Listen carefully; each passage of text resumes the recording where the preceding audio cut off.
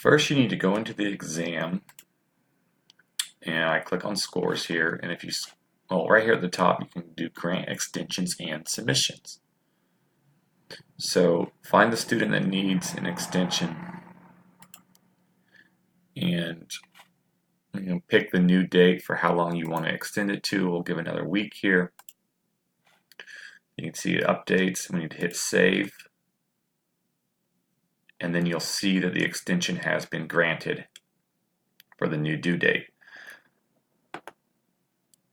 Now, the students also only have 180 minutes, and this is why most of them get locked out, is the timer starts and they don't realize that if they look away from the computer, the timer runs out and now they have no time, so they can't get back into the exam. You have to go to class schedule,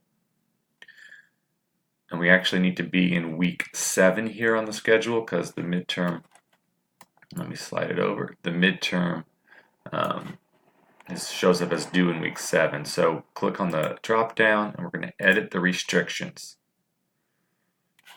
And gotta do another slide here. We're going to grant extra time for a specific student. A pop-up window comes up, find the student, and you can see their time left is 0, which means they've started the exam. They probably looked away from their computer, all their time ran out, and when they came back, they had no time. So just type in 180 so they have that full 3 hours and hit save. And then their time shows up here, their extra time will be there so they can get into the exam. And after you've completed those 2 steps, the student should have access again to the midterm.